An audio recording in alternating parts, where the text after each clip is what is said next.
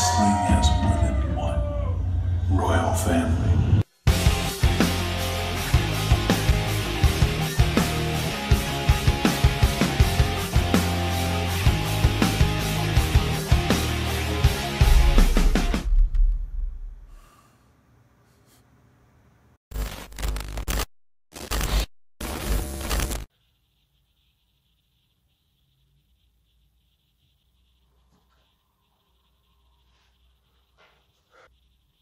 Oui, c'était un bon show.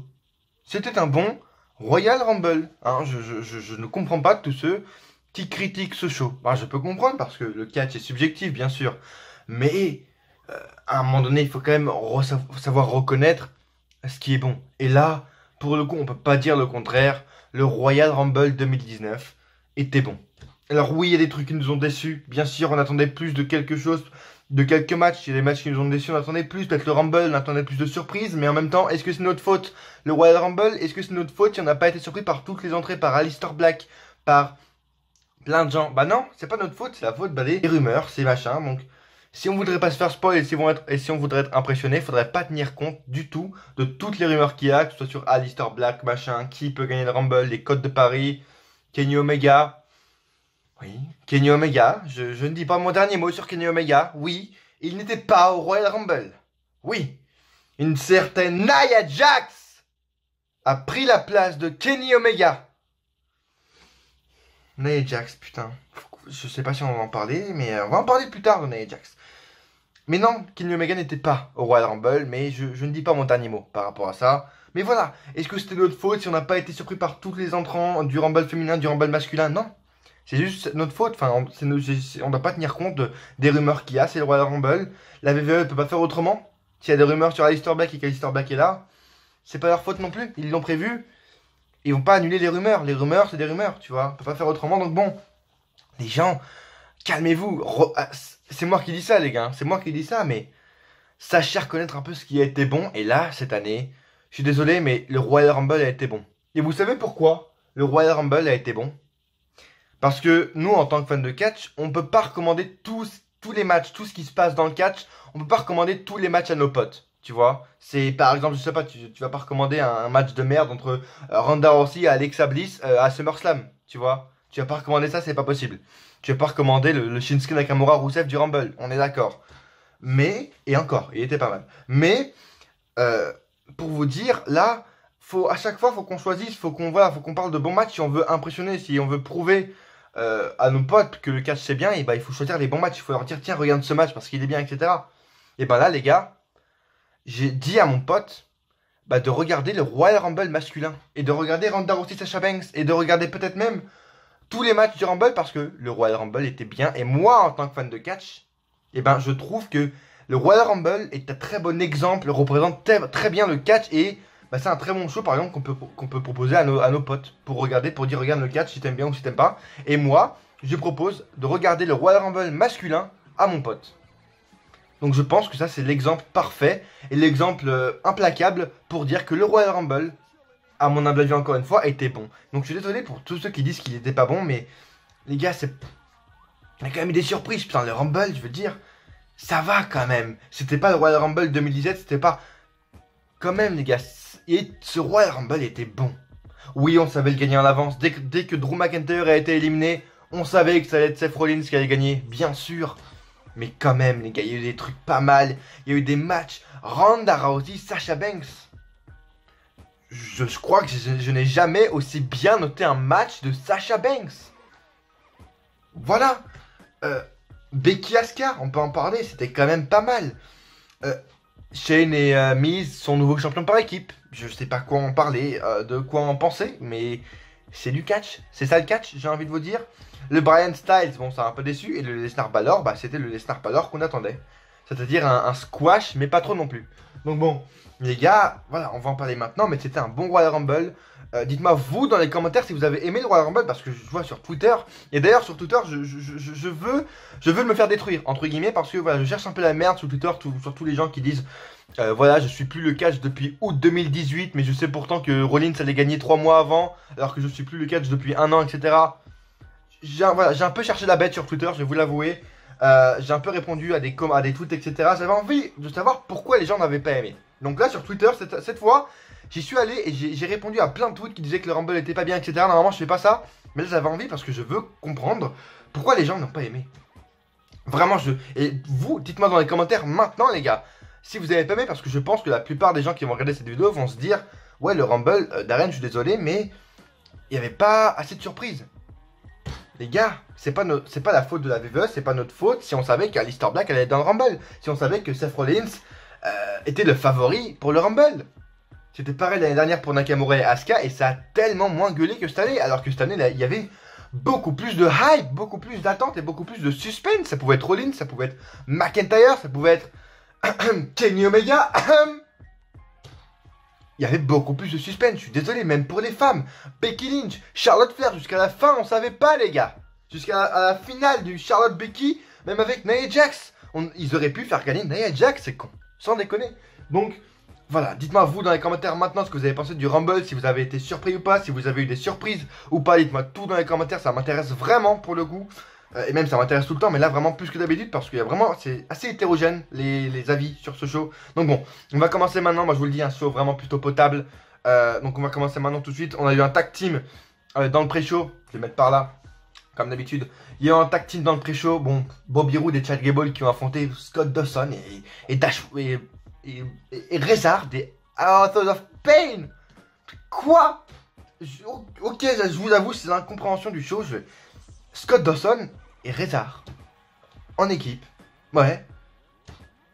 Bon, ils ont perdu. Voilà, bien sûr, tout ça pour faire perdre Scott Dawson. Hein, voilà, encouragez-le à rester. Hein, surtout, c'est très important. Je sais pas noter ce match, j'en ai rien à foutre. Pourquoi ils sont en équipe, j'en sais rien. Victoire de Bobby Roode et Chad Gable, qui en a quelque chose à foutre, je sais pas. Je sais même pas si ils vont apparaître dans l'Euro de ce soir, là, j'en sais rien. Bref.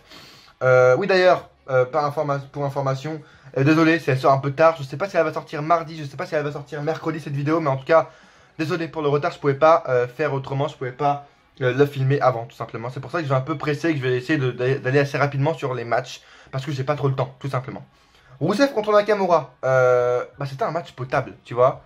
C'était pas un bon match, c'était pas un mauvais match, c'était un match qui passait, tu vois, et c'était un match basique entre les deux, à chaque fois ils font le même match, mais cette fois je l'ai trouvé un peu meilleur que les autres, et je l'ai noté à 7,5, parce que vous le savez, je note les matchs où il y a des... Enfin, je note dans le pré-show, les matchs où il y a des titres dedans, tu vois, donc s'il y a des matchs pour le titre dans le pré-show, je les note, j'ai pas fait pour Bobby Roode, Chad Gable, machin, parce que c'était pas prévu au départ, mais là, c'était prévu, victoire de Nakamura, assez impressionnant, et ce que j'ai bien aimé également, c'est que là, Lana qui est blessée, etc., et ça a joué pour le reste du show, et ça j'ai bien aimé, tu vois, même si j'ai pas regardé le pré-show, avant le show, j'ai regardé après, mais j'ai bien aimé, du coup, 7,5 pour ce petit match, Nakamura nouveau champion.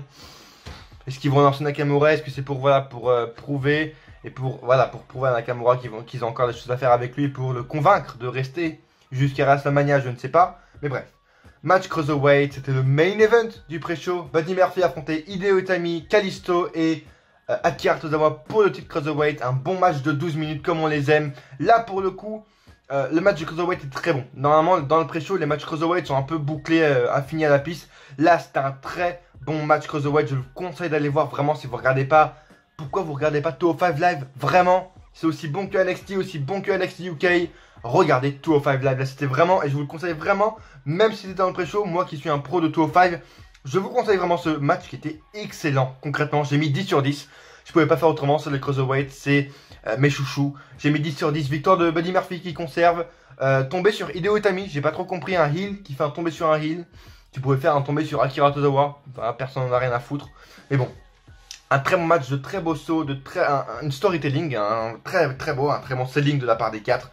Bravo à eux 4, conservation de Buddy Murphy, pas impressionnant, et voilà, comme je vous l'ai dit, 10 sur 10. Main show du Royal Rumble. Juste avant de commencer, je voulais quand même dire, la première fois que j'ai vu la stage, la rampe d'entrée, etc., j'ai trouvé assez cheap. Enfin, je veux dire, j'ai pas compris pourquoi ils avaient mis des gens derrière, pourquoi ils avaient pas mis des gros écrans et tout, comme d'habitude, en fait. Donc, au premier abord, première vue, première impression, j'ai trouvé que c'était assez cheap, tu vois, il y avait 3 écrans, ils faisaient 1m50, tu vois, ils étaient plus petits que Asuka, les écrans, tu vois, donc bon, c'était un peu bizarre. Ça allait, tu vois, je me suis fait pendant le show, mais dès la première minute, je me suis dit, putain, c'est assez cheap quand même. C'est le Royal Rumble. Trois petits écrans comme ça, on aurait dit une construction des années 90, assez bizarre. La rampe d'entrée quand même était assez stylée, un petit truc incurvé comme ça, très stylé la rampe d'entrée, pardon, j'aime beaucoup. Et on a commencé par un match assez impressionnant, je croyais qu'il allait être plus tard dans la carte. Becky Lynch affrontait Asuka pour le titre de SmackDown. Alors concrètement, ce match était très cool, hein, et c'était juste, voilà, ce match vraiment servait à voir si Becky Lynch pouvait faire un match potable et si elle pouvait s'en sortir face à une meuf autre que Charlotte Flair. Et ben pour le coup, ouais, ça allait. Franchement, c'était pas mal. Alors là, c'était pas le meilleur match de la carrière de Becky, c'était pas le meilleur match de la carrière d'Asuka. Quelques matchs par-ci par-là, mais quelques temps morts surtout assez lourds, des temps morts qui cassaient vraiment le rythme. Mais Becky Lynch s'en sort pas trop mal concrètement, c'est pas la meilleure, mais elle s'en sort pas trop mal. C'est bizarre et que je contredis concrètement. Ils ont fait abandonner Becky Lynch. Alors non, en fait, non, tu fais pas abandonner Becky comme ça. Alors oui, ça va pas la décrédibiliser parce que c'est Becky Lynch. Mais de 1, on est quand même dans la road to WrestleMania. Et de 2, bah justement, c'est Becky Lynch, les gars. Et on est dans la road to WrestleMania, donc tu fais pas ça. Il y avait d'autres moyens. Tu pouvais faire intervenir quelqu'un pour faire perdre Becky Lynch, mais pas clean. Tu pouvais la faire perdre clean, mais pas retomber. Tu vois, normal. Pourquoi la faire abandonner? En plus, c'est même pas sur le Asuka Lock, c'est sur une prise. La fin était très bizarre. Il y avait des enchaînements de soumission bizarres, assez mal faites. Et la fin, Becky Lynch tape sur une sorte de slipper de Asuka, même pas sur le Asuka Lock, assez bizarre. Bref. Non, je dis non. Pourquoi vous avez fait taper Becky Lynch? Il y avait plein d'autres solutions. Comme faire un tombé. Simplement, clean ou pas clean sur Becky Lynch. Donc bon. Asuka conserve, je sais que c'est pour donner de la crédibilité à Asuka. Hein, faire taper Becky, c'est pas rien. Du coup, voilà, c'est pour crédibiliser un peu Asuka. Mais il y avait d'autres moyens quand même pour ça. J'ai mis quand même 7,75 sur 10. Et je croyais vraiment que donc, ce match allait être un peu plus tard dans la soirée. Mais bon. Deuxième match, The Miz et Shane McMahon affrontaient The Bar pour le titre par équipe. Et ben... je croyais que ça allait être lui, l'opener déjà de 1. Et bah, le match était cool, un peu lent au départ, on va pas se le cacher. Voilà, le hot tag un peu chiant avec le Miz, surtout qu'on n'a pas envie de voir le Miz en hot tag alors qu'au départ c'est un heel, tu vois ce que je veux dire. Mais bref, un peu chiant. Le départ, dès que Shane McMahon est arrivé, c'était un peu plus correct, un peu plus cool. On a une tape pétée, je crois, je suis pas sûr, je crois pas, je sais plus. Bref, un truc assez cool à l'extérieur. Shane McMahon toujours aussi fou. Et le mec fait gagner les titres par équipe à son équipe avec un shooting star press. Je veux dire, même moi j'étais impressionné. Tu vois, je regardais ce match avec mon pote, d'ailleurs, qui va regarder le Rumble masculin tout à l'heure. Et ben, je regardais ce match avec mon pote, et ben voilà, même lui il a été impressionné du shooting star press, tu vois, même moi, qui est habitué à regarder du catch, waouh, enfin, le mec a quand même 48 ans, même 50 ans, je crois, bref, impressionnant quand même, Shane McMahon, on peut pas lui retirer ça, bravo à lui, il fait toujours des choses exceptionnelles, et ils sont nouveaux champions, Miz et Shane McMahon, sont nouveaux champions. D'un côté, je suis intrigué. Je veux savoir ce qui va se passer, mais de l'autre, je me dis, putain, c'est quand même The Bar, c'est une vraie équipe. Ils avaient encore plein de choses à faire face à Sanity, face au club, face à Heavy Machinery, peut-être qu'il y a SmackDown, j'en sais rien. Mais ils avaient plein d'autres choses à faire avec The Bar, avec une vraie équipe, entre guillemets. Miz et Shane, on sait très bien que ça va se finir en un match 1v1 à WrestleMania. J'ai pas envie de voir ça, mais on sait très bien que c'est ce qui va se passer. Donc, intrigué d'un côté, mais de l'autre, je me dis, c'est un peu con quand même de faire perdre The Bar face à Shane McMahon. Mais bon, c'est Shane McMahon, victoire du Miz et Shane McMahon qui deviennent nouveau champion. C'est assez original, j'ai quand même envie de voir ce qui va se passer. J'ai mis 8 sur 10 pour ce match. Ronda Rousey, Sasha Banks pour le titre de Raw.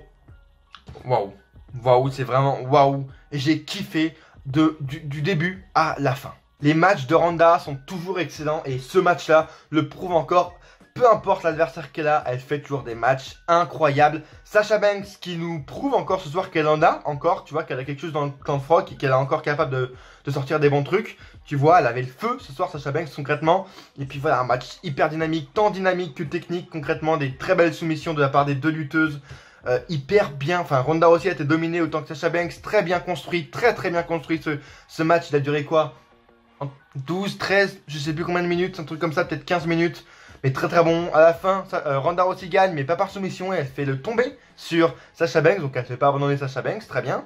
C'est ce qu'ils auraient pu faire avec Becky Lynch. Haha. Mais bon, ils l'ont pas fait. Mais voilà, une fin très belle. Ils font pas abandonner Sasha Banks. Et avec la fin où Sasha Banks, voilà, un peu vénère, ça se voit. Elle serre la main de Ronda Rousey, mais elle est un peu vénère. Et puis elle fait ce signe-là, comme les Force Women.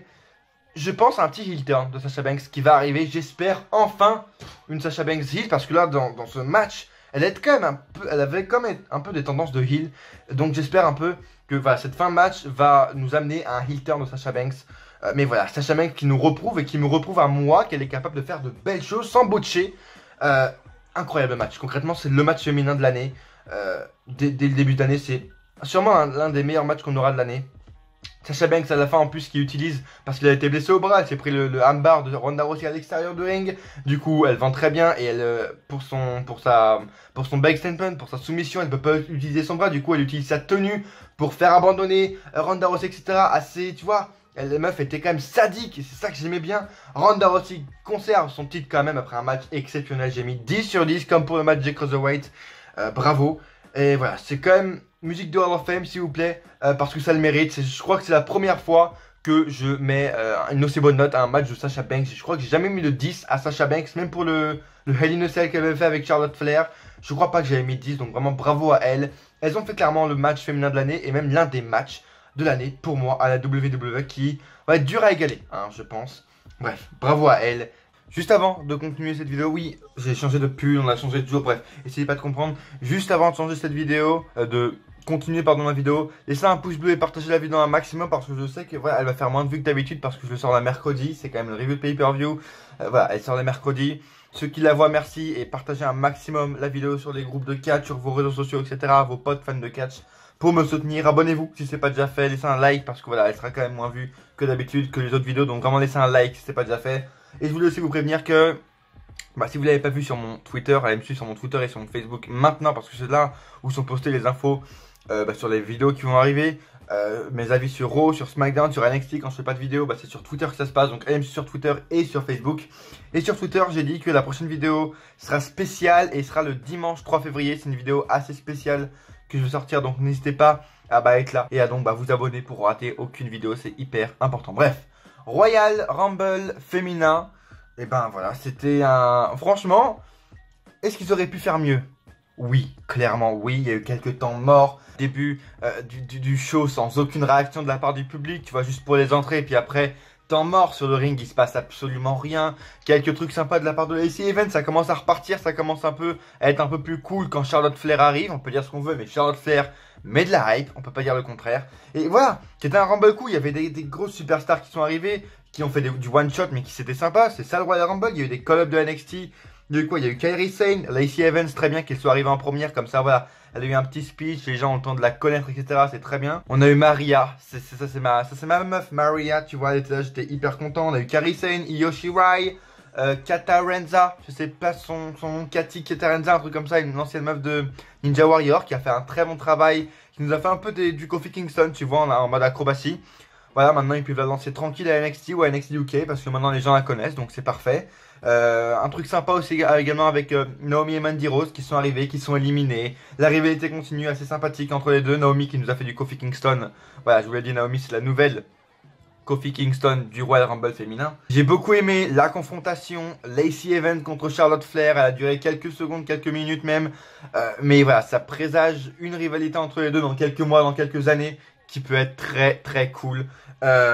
Utilisation du Riot Squad sympa, je veux dire Sarah Logan et Liv Morgan ont été éliminés très vite, hein. Liv Morgan a fait 5 secondes je crois, mais ensuite quand Ruby Riott est arrivée, et ben elles sont revenues et elles ont aidé Ruby Riott à éliminer des meufs, je sais plus qui ils ont éliminé, mais elle a quand même éliminé des grosses meufs. Je crois qu'elle a éliminé Kairi Sane je crois, donc c'est bien. Ruby Riott prend du momentum dans le Rumble, c'est très très bien. Truc assez marrant également, on a eu du divertissement avec Zelina Vega qui a fait le spot on Swaggle, voilà, Zelina Vega avec on Swaggle, le spot on Swaggle. Voilà, c'est pas bon, c'est Zelina Vega quoi, on s'en met un peu les couilles. Fin très très épique avec Becky Lynch évidemment. Lana qui arrive numéro 28 et qui en fin de compte est blessée à cause du pré-show justement. C'est ça que j'ai bien aimé dans le pré-show, c'est que ça a eu un peu de sens pour une fois. Lana a été blessée au pied, du coup Nia Jax est arrivée en 29 et Carmella en 30 comme d'habitude. Et puis là, dès que Lana, c'est ça qui est fou quand même avec Becky Lynch qui te fait dire que Becky Lynch c'est la star de la WWE, tu peux pas faire autre chose. Elle est plus une star que Seth Rollins, c'est sûr à 100%. Dès que Lana s'est blessée, à la seconde où Lana s'est blessée, les gens commençaient déjà à chanter We Want Becky. Ils savaient déjà ce qui allait arriver, ils savaient déjà... Putain c'est beau quoi, c'est beau, les mecs veulent Becky Lynch et ils ont Becky Lynch parce qu'en numéro 28 pour remplacer Lana, c'est Becky Lynch qui arrive. Elle arrive en mode voilà, en mode badass, en mode man. Elle demande à Finlay si elle peut venir dans le ring, elle y arrive. Final Four, je sais pas qui c'est, mais le Final 3 c'est Nia Jax, Charlotte Flair et Becky Lynch justement. Très bon final, Becky Lynch qui élimine Nia, voilà, pour rester dans l'histoire avec Nia Jax qui lui a pété le nez, etc. Fin également, comme je vous l'ai dit, très épique, assez divertissante, assez dynamique. Nia Jax qui fait tomber Becky Lynch avec Sordering, du coup elle se blesse. Charlotte Flair qui se la frime, qui était très peste dans ce Royal Rumble, surtout quand Becky Lynch est arrivée. Charlotte a été très peste et j'ai vraiment beaucoup aimé Charlotte, et même je pense qu'elle a fait un heel turn, vu ce qui s'est passé à SmackDown. Je pense que Charlotte Flair, merci, a enfin fait un heel turn, comme je vous le demande depuis maintenant quelques années. Et voilà, Becky Lynch ensuite qui revient même blessée dans le ring et qui élimine Charlotte Flair. Becky Lynch est votre gagnante du Royal Rumble. C'est exactement ce qu'il fallait faire. Le match a duré 1h10, un truc comme ça. 10-15 minutes de plus que le Royal Rumble masculin. Assez bizarre, ils auraient pu enlever les 15 minutes et les donner au Royal Rumble masculin, justement. Et bref, j'ai mis 9,5 sur 10, mais concrètement, c'est pas grâce au Rumble, c'est surtout grâce à la fin très épique avec Becky Lynch, la victoire, Charlotte Flair, la peste, etc. Et voilà, on a quand même eu des trucs sympas, faut pas se le cacher. Ils pouvaient faire mieux, oui, clairement, mais c'était pas mal du tout. Franchement, on a eu des rares replays, on a eu des meufs de NXT, des bonnes utilisations. C'est bon les gars, franchement faut pas se plaindre. J'ai mis 9,5, j'ai peut-être un peu abusé. C'est mes critères comme ça. Et bah voilà, c'est grâce à la fin très épique. 9,5 sur 10 pour ce match. Et puis là, oh putain c'est parti, on redescend. Là, on repart dans l'indifférence totale. Daniel Bryan affronte AJ Styles dans un silence de mort. Faut vraiment dire pour comment c'est possible d'avoir un silence de mort dans un Daniel Bryan contre AJ Styles. Les gens vont me dire, c'est parce qu'il y avait Becky Lynch qui a gagné avant, du coup les gens ne voulaient que voir Becky Lynch. Non, je suis désolé, le match était pourri.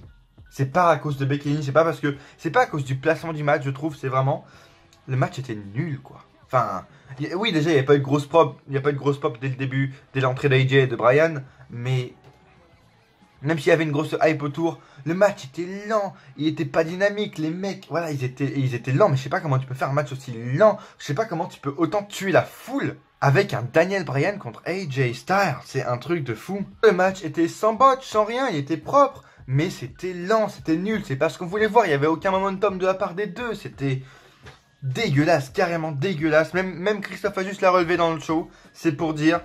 Et puis déjà que le match est, comme tout le monde s'en bat les couilles, c'est vraiment une peace break, tu vois, une pause pipi. T'as Eric Rowan qui arrive. Alors t'es déjà dans l'indifférence, dans un silence de mort, et t'as la mort qui arrive elle-même. Eric Rowan.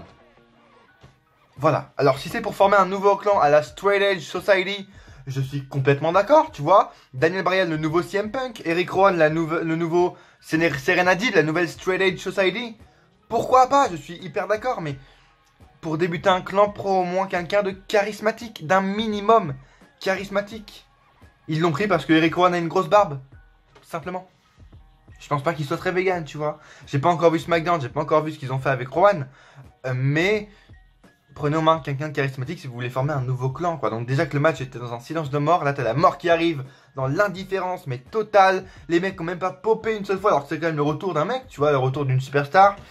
J'ai mis 8 sur 10, j'ai vraiment été... Non, j'ai pas mis 8 en fait, pas du tout, J'ai mis 6,25 sur 10, je confonds avec le match d'après. 6,25 sur 10 pour ce match, c'est vraiment mérité. Tu pouvais pas faire plus, je suis vraiment très gentil. Bref, vraiment un match à oublier. Finn Balor contre Brock Lesnar pour le titre universel.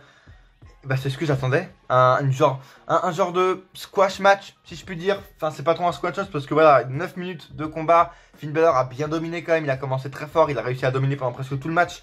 Lesnar qui le gagne évidemment avec une Kimura Lock, très bien vendu, très belle histoire racontée, mais fallait s'en douter. Les gens pissaient, enfin les gens se mouillaient sur Finn Balor parce qu'il dominait 2 minutes de match. C'était tellement prévisible. Finn Balor qui perd, bien sûr, c'était prévisible. C'était un match quand même bon, 9 minutes, et heureusement que c'était bon, c'était dynamique. Les deux ont été bons dans leur performance, c'est bien. Les gens qui croyaient que Finn Balor allait arriver en démon, faut pas déconner, et puis j'étais complètement pas d'accord parce que j'avais pas envie que le démon se prenne la première défaite de sa carrière face à Brock Lesnar. Vraiment j'avais pas envie, mais voilà, j'y croyais pas une seconde à Finn Balor champion. Maintenant ce que j'ai vu à Raw, c'est qu'il va se diriger vers le titre intercontinental, c'est ce que j'avais prévu, et c'est ce qu'ils auraient dû faire avant de le mettre pour le titre universel. Mais bon, 8 sur 10, voilà, c'est un match, je ne vais pas dire plus que ça. Faudra juste également qu'on m'explique, on dirait que personne n'a vu, mais allez voir sur mon Twitter dès maintenant. J'ai partagé une vidéo qui n'a pas été partagée par la VVE n'en a pas parlé, personne n'en parle, mais c'est au retour dans la Gorilla Position, t'as Brock Lesnar qui jette la ceinture universelle sur Vince McMahon. Normal, et qui dit tiens, salope, à Vince McMahon. Et personne n'en parle, et la WWE n'en parle pas, donc est-ce que c'est pour plus tard, pour regarder pour plus tard, pour la rivalité Rollins-Lesnar, je sais pas, mais personne n'en parle. Donc vraiment, si vous voulez voir la vidéo, allez sur mon compte Twitter, je l'ai partagé.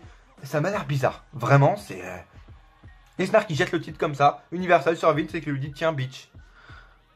J'ai pas compris, mais voilà, 8 sur 10, on va voir ce qui va se passer avec Balor, avec Lesnar, en bref, très très bizarre. Et enfin, le Royal Rumble masculin, merci, il est en main event cette année, il méritait d'être en main event. On commence avec Elias et Jeff Jarrett, pardon, c'est un Royal Rumble moment, Jeff Jarrett qui est là, voilà, pas mal, c'est un Royal Rumble moment. Par contre, après, j'ai un peu plus commencé à gueuler, comme on le voit sur ma fiche de notes. J'ai commencé à dire, voilà, on perd une place pour Omega. Ensuite, Kurt Angle qui arrive, on perd encore une place pour Omega. Nakamura qui arrive, on perd encore une place pour Omega. Et je commençais vraiment à m'inquiéter. Mais voilà, on n'a pas eu, je le sais très bien, on n'a pas eu Kenny Omega, mais je perds pas espoir, ok. Bref, on a eu quand même des trucs sympas. On a eu Johnny Gargano, Aleister Black. Est-ce qu'il est officiellement dans le roster de SmackDown, dans le roster principal, je ne sais pas. Mais je pense qu'il va faire ses débuts bientôt. Je sais pas si, voilà, s'il va faire ses débuts là, ou vers WrestleMania, ou avant, je sais pas, mais Aleister Black se dirige très fortement dans le roster principal, c'était très sympa de le voir. Et ce Rumble était quand même très divertissant. On a eu, voilà, on a eu encore le segment avec Kofi Kingston, les trucs avec Kofi qui étaient, voilà, sympa, on peut quand même en discuter, mais c'est quand même sympathique. Kurt Hawkins également, qui a eu un segment quand même et qui a tenu plus longtemps que Titus O'Neil. Ouais. Titus O'Neil qui a encore, voilà, essayé de faire son truc avec le Greatest Royal Rumble. Il a couru vers le ring et puis en fin de compte, il s'est arrêté juste devant le ring pour aller ensuite en dessous du ring, aller chercher Kurt Hawkins qui était en dessous du ring aussi, ou je sais plus qui, Hornswoggle. Bref, Titus O'Neil est quand même passé sous le ring, voilà, comme d'habitude, comme il devait le faire. No Way Jose qui est Adam Rose 2.0. Voilà, le mec s'est fait éliminer, je crois qu'il a battu le record de Santino Marella, hein. Et puis il est reparti en musique, donc No Way Jose de Adam Rose 2.0. My Man, Drew McIntyre est arrivé en numéro 16. Bonne performance, même si voilà, je suis un peu déçu qu'il soit pas resté dans le Final Four. Il a été éliminé assez rapidement et puis dès qu'il a été éliminé, on savait que Rollins allait gagner. Il y avait vraiment très peu de doutes sur ça. Je sais pas si vous vous rendez compte cette année les superstars qu'on a eu sur le même ring. On a eu Aleister Black, Pete Dunne, Seth Rollins, Drew McIntyre, Samoa Joe, Dean Ambrose, Mustafa Ali, Shelton Benjamin, Jeff Hardy sur le même ring en même temps, les gars. Je sais pas si vous vous rendez compte.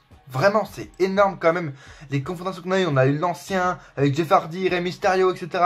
L'actuel avec Rollins, Ambrose, le nouveau avec Almas, Black, Pete Dunne. C'est énorme, les gars. C'est énorme la confrontation qu'on a eue. Durée assez normale pour le Rumble. Et puis on va parler de la 30e position. Nia Jax. Nia Jax. Alors toi, Nia, tu prends la place comme ça de mon gars, Kenny Omega. Tu prends la place de Kenny Omega comme ça. Toi, Nia Jax, tu élimines Mustafa Ali comme ça. Mustafa Ali. Eh ben, tu sais quoi, meuf? Va te faire enculer. Va te faire enculer, salope. Et en plus, ensuite, elle arrive dans le ring avec du Randy Orton, du Rey Mysterio normal.